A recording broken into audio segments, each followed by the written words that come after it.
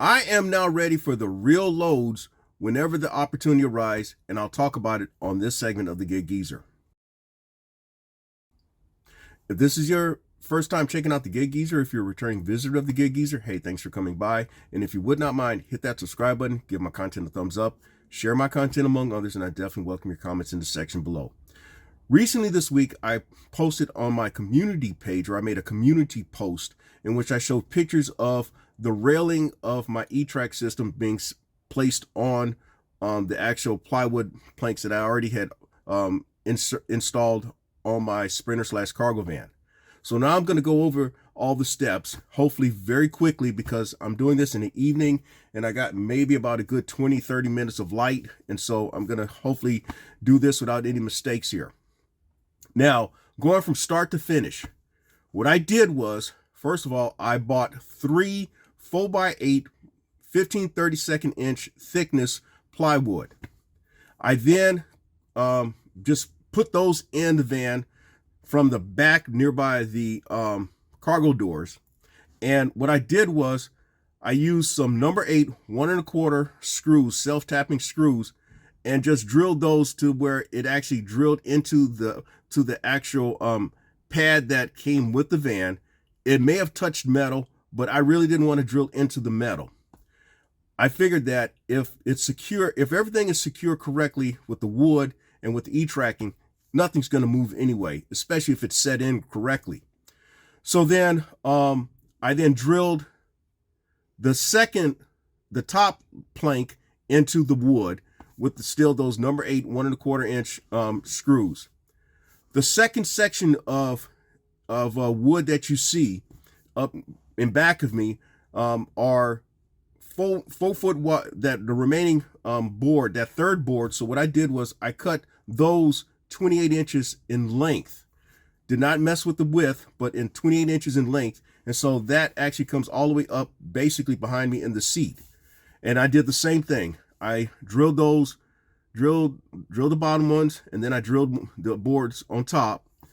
And then now it was the E-Track system, the actual E-Track rails, which came in yesterday. That would be Monday, March 27, 2023. Today is Tuesday, March 28, 2023. So now I've explained how I put in the wood. Next is the rails. Now, all I did was I measured in 10 inches from the wheel well, or 10 inches inward on the wood and 10 inches inward on the wood both ways. And then I drew I drew 10-inch guide lines with a Sharpie pen, a black Sharpie pen on both sides, to kind of give me a guide where I wanted to set the E-Track rails. And then I used initially some number 10 1 1/4 inch screws for the rails, when I really didn't need the number 10s. I used them actually on one side of a rail, when I realized that the drill screws that I had, or the drill bit screws that I had to try to drill in these screws, that wasn't working too well. But I didn't get rid of them because I needed them for the 1 foot E-Track rails. Before I go any further about the two drilling in the E-Track rails, I got 9 foot of E-Track rails. The reason for the 9 feet of E-Track railing is to ensure that I'm able to secure 2 standard 48 by 48 inch pallets in this Sprinter/cargo van bay.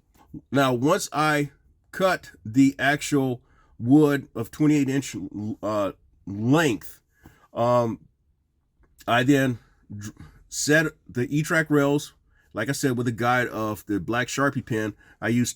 I drew lines 10 inches apart.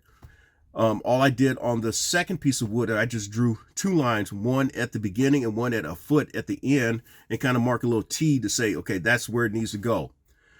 I mentioned about the number 8 1 1/4 inch screws. Basically, I used the number 8 1 1/4 inch screws for the 8 foot railing, and then I used the number 10 1 1/4 inch screws for the final 1 foot of E-Track railing. Now, you want to know where I got the wood? You may want to know where I got the wood. I got the wood from Home Depot. They cost like $23 each. The actual E-Track railing kit that came with the O-rings and there's another piece that its name escapes me though, but that cost $189. I bought extra set of heavy duty ratchet straps. Actually, I got 2 sets of heavy duty ratchet straps. One are the actual E-Track ratchet straps, and then the other actually have a hook on the end. Well, the ones that are hook on the end have much higher brake strength. They're like 11,000 pound brake strength. The other ones, which are blue in color, they got like about 6,000 pound brake strength. So I've got 2 different strengths of ratchet straps just in case. Now, I also bought some wood supports that actually slide into the E-Track railing. The wood supports, as you will see here on the inset, those are cut 32 because the rails are 32 inches apart. Of course, I then cut the 2x4s 32 inches in length, and so those actually secure where the pallets or whatever I have on that slab. It'll secure whatever the cargo is in place. That's the main purpose of that. It's not going to move. My reasoning for getting it was based on another content creator's segment in which he showed his E-Track system, and he said the only way that your cargo is going to move with the wood brackets in place is if you turn over. That's the only way it's going to happen. They ain't going to move. So that's why I got them. Now, what else?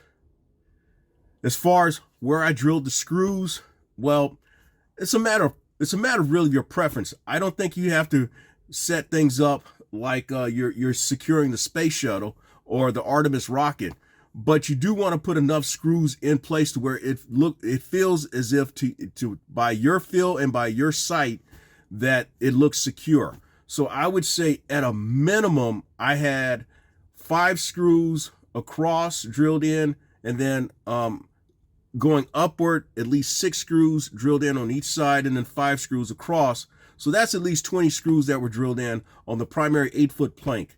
And then on the secondary 4x28-inch plank, I had 5 across, 3 up, and then 5 across. So then that's at least another 15. Now, I know I'm about to lose light here, and so I'm going to be cutting short this segment of the Gig Geezer, but I think that's enough information to kind of get you going at how to put in your own E-Track system. I know that there are other ways of doing it.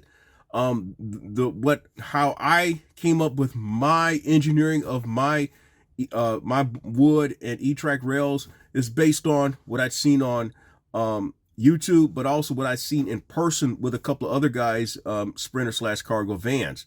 And I noticed that all they had was one board in their E-Track rails, but they also both had no mat in the flooring. So me keeping the flooring in place intact is just my way, I guess. I don't want to see all that scuff shit in my van. I figured that by and large, 99% of the stuff that is placed inside the cargo bay of this Sprinter/cargo van, it's all going to be on that wood. So that's my thinking. I already know that at least things do. One good thing about when you got your E-Track, you got the wood in place.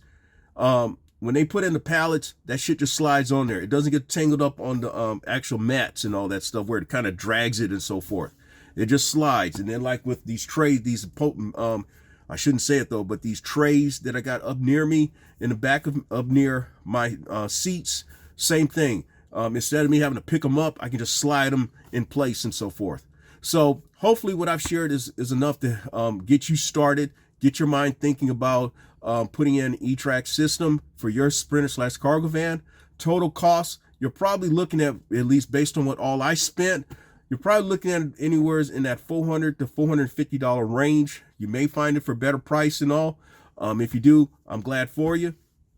But it cost me about $450 to get everything in place. And that does include the wood. I did have a 2x4 with me, but I actually bought another 2x4.